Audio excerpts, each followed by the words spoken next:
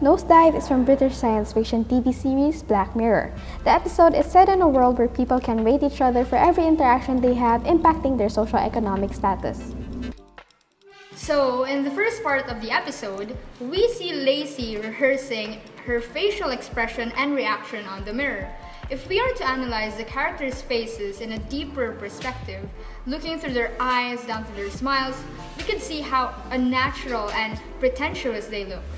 Lacey's life is a total sublime, as she pretends to live happy and comfortable online, when in reality she pushes herself through her own limits just to belong among the higher class.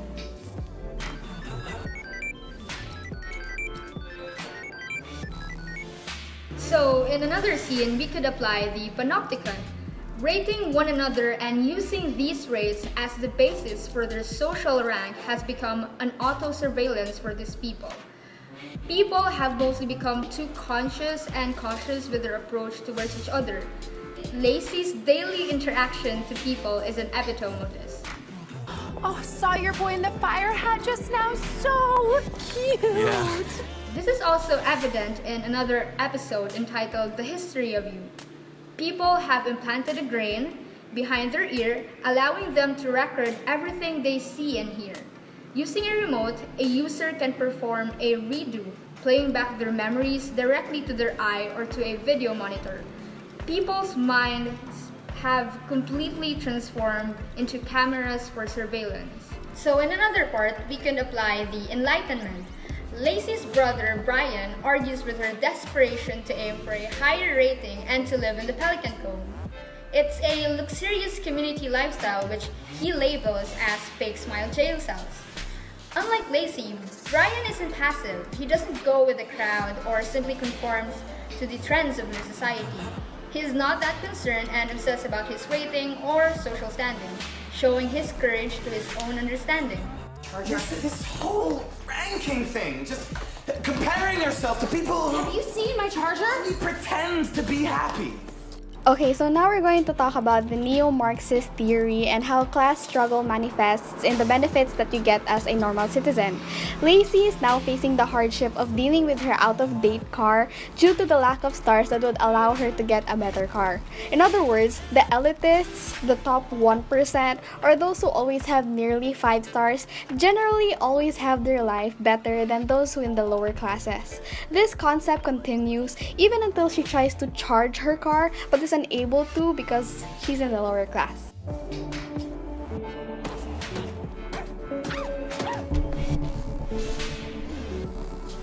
The second layer of analysis to this is when the upper classes are unwilling to give Lacey a ride when she tries to hitchhike. This goes to show that those in the higher classes or those with generally higher ratings generally do not want to involve themselves with those with a distinctly lower rating, probably in fear of having their ratings affected by those in the lower classes. I didn't even do anything. Lacey's situation changes when Susan, a 1.4, offers her a ride. The gradual change that we're going to see in Lacey's personality really starts in this scene. When she discusses the rating system with Susan, something sparks in Lacey. Something changes. And until I get there, I have to play the numbers game. You know, we all do. That's what we're in. That's how the fucking world works. Her underlying desire to please everyone she meets drastically decreases starting from this point, because despite of being aware of people observing her and how she acts, her behavior starts to become more and more restricted even until the end of the episode. We can directly relate this to the Enlightenment theory, which was mentioned earlier by my partner Christine.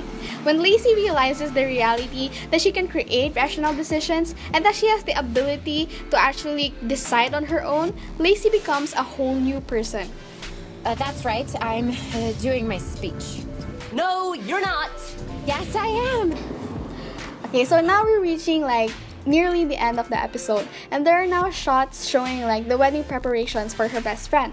The pastel tones and the bright settings make it look really beautiful and really surreal. It isn't obvious yet, but these shots being shown right next to Lacey's disheveled figure and her stubborn attitude gives off an ominous feeling that something really bad is about to happen, which we think is really the essence of putting the sublime concept into the episode.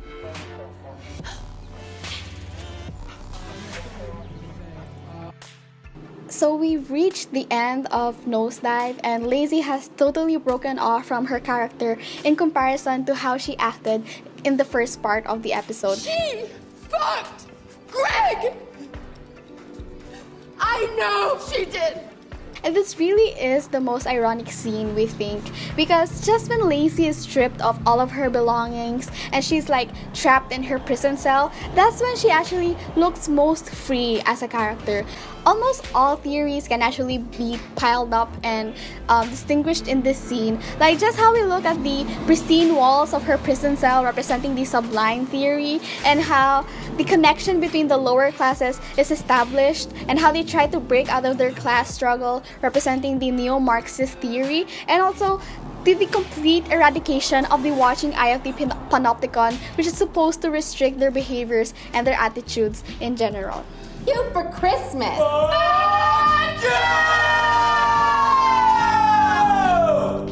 So overall, we've tackled 5 different media and cultural theories: the Sublime, the Enlightenment, Panopticon, Neo-Marxist, and Carnivalesque, with Black Mirror's episode Nosedive. Yeah, and we can see that all these theories aren't just really restricted to the episode. Like, for example, we see this in reality when users find their validation dependent on likes and retweets in social media. That's all for this video. Don't forget to give us 5 stars. I'm Rebekah. And I'm Christine. Thanks for watching!